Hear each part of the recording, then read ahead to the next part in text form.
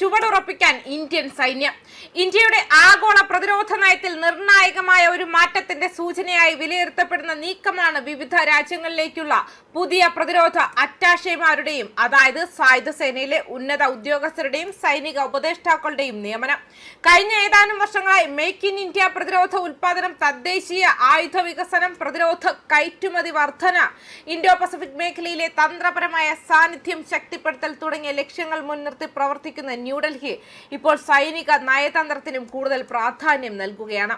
അതിന്റെ ഭാഗമായാണ് കരസേന, നാവികസേന, വ്യോമസേന എന്നിവയിൽ നിന്നുള്ള 15 മുതൽ 16 വരെ പുതിയ പ്രതിരോധ അറ്റാഷേമാരെ വിവിധ രാജ്യങ്ങളിലേക്ക് നിയമിക്കാനുള്ള തീരുമാനം ഇന്ത്യ സ്വീകരിച്ചിരിക്കുന്നത്. ഒരു രാജ്യത്തിന്റെ എംബസിയിൽ പ്രവർത്തിക്കുന്ന പ്രതിരോധ അറ്റാഷേമാർ വെറും സൈനിക പ്രതിനിധികൾ മാത്രമല്ല, ആതിഥേയ രാജ്യവുമായി പ്രതിരോധ സഹകരണം ശക്തിപ്പെടുത്തുക, സംയുക്ത സൈനിക അഭ്യാസങ്ങൾ ഏകോപിപ്പിക്കുക, പ്രതിരോധ സാങ്കേതിക വിദ്യകളുമായി ബന്ധപ്പെട്ട വിവരങ്ങൾ കൈമാറുക, സൈനിക പരിശീലന പരിപാടികൾക്ക് നേതൃത്വം നൽകുക, സുരക്ഷാ വിഷയങ്ങളിൽ നയതന്ത്ര ബന്ധങ്ങൾ മെച്ചപ്പെടുത്തുക എന്നിവയാണ് അവരുടെ പ്രധാന ചുമതലകൾ.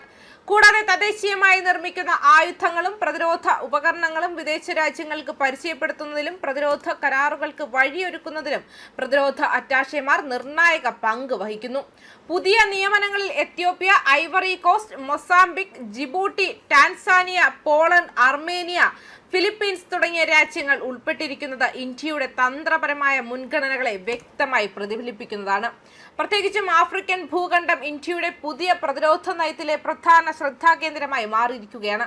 സാമ്പത്തിക സുരക്ഷ, സമുദ്ര വ്യാപാര മേഖലകളിൽ ആഫ്രിക്കയുടെ പ്രാധാന്യം വർദ്ധിച്ചു വരുന്നതിനൊപ്പം ഭൂഖണ്ഡത്തിലുടനീളം ചൈനയുടെ സ്വാധീനവും വ്യാപകമാകുന്ന സാഹചര്യത്തിലാണ് ഇന്ത്യ തങ്ങളുടെ സാന്നിധ്യം ശക്തിപ്പെടുത്താൻ തീരുമാനിച്ചിരിക്കുന്നത്. ആഫ്രിക്കയിൽ ചൈന കഴിഞ്ഞ ഒരു ദശാബ്ദമായി വൻതോതിൽ അടിസ്ഥാന സൗകര്യ വികസന പദ്ധതികളും സാമ്പത്തിക നിക്ഷേപങ്ങളിലും സൈനിക സഹകരണങ്ങളിലും ഏർപ്പെട്ടിട്ടുണ്ട്. 2017 ജിബൂട്ടിയിൽ ചൈന സ്ഥാപിച്ച വിദേശ സൈനിക താവളം ഈ സ്വാധീനത്തിന്റെ പ്രതീകമായാണ് കണക്കാക്കപ്പെടുന്നത്.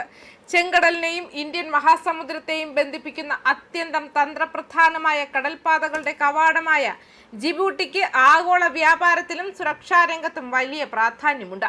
ഇത്തരമൊരു സാഹചര്യത്തിൽ ജിബൂട്ടിയിലേക്ക് പ്രതിരോധ അറ്റാഷയെ നിയോഗിക്കുന്നത് ആഫ്രിക്കൻ കൊമ്പ് മേഖലയിലും ഇന്ത്യൻ മഹാസമുദ്ര മേഖലയിലും ഇന്ത്യയുടെ സാന്നിധ്യം ശക്തിപ്പെടുത്താനുള്ള നീക്കമായാണ് വിലയിരുത്തപ്പെടുന്നത്.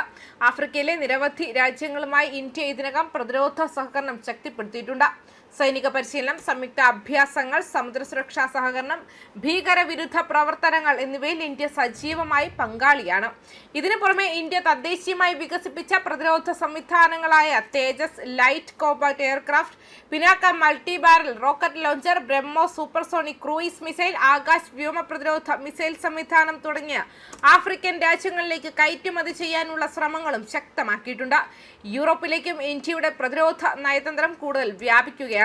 പ്രത്യേകിച്ചും അർമേനിയയിലേക്കുള്ള ആദ്യ പ്രതിരോധ അറ്റാഷെ നിയമനം ഏറെ ശ്രദ്ധേയമാണ്. നാഗോർണോ കറാബാഖ് വിഷയത്തിൽ അസർബൈജാനുമായി ദീർഘകാലമായി സംഘർഷത്തിൽ ഏർപ്പെട്ടിരിക്കുന്ന അർമേനിയ കഴിഞ്ഞ വർഷങ്ങളിൽ ഇന്ത്യയിൽ നിന്നും വലിയ തോതിൽ പ്രതിരോധ ഉപകരണങ്ങൾ വാങ്ങിയിട്ടുണ്ട്.